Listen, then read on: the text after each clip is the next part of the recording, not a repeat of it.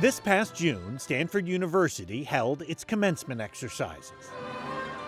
The ceremony for undergraduates ran about a half hour behind schedule. Welcome, everyone. So those getting their graduate degrees had to wait a bit to receive their diplomas. Oh, really? Which did not bother Virginia Hislop in the least. What's a few more minutes to wait for something she earned back in 1940. Yes, 84 years ago. The now 105-year-old Virginia was working on her master's degree in education at Stanford. Virginia was almost done when, as she puts it, life intervened. It was the eve of World War II, and Virginia's husband, George, was a newly appointed second lieutenant in the U.S. Army.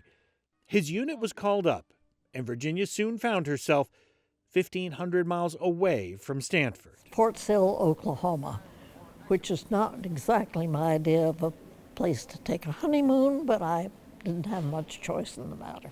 There were soon 2 children to raise, and Virginia never got back to that advanced degree in education, which, it should be noted, never hindered Virginia from a lifetime of work in education. No, had absolutely no effect. Virginia spent decades on boards and committees at every level of schooling, from kindergarten to college, in her new hometown of Yakima, Washington. Gave it a great deal of thought and tried to improve the education where I lived.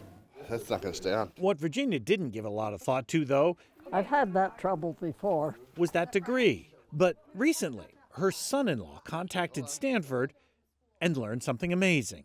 You see, at the time Virginia left Stanford in 1940, she had all the credit she needed to graduate, just hadn't completed a master's thesis. Well, since then, that thesis requirement has been dropped, meaning Virginia legitimately has all the credit she needs and has earned that degree. And so at the Graduate School of Education commencement, alongside 160 members of the class of 2024, there was a single member of the class of 1940. And as Virginia got up on stage, the crowd got up on their feet.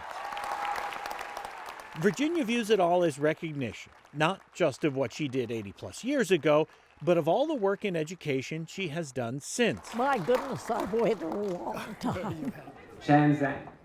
It's a lesson the rest of the day's graduates would do well to take away. A diploma is nice, sure, but not necessarily needed to go out and make the world a better place. And I do think I made a difference in our community.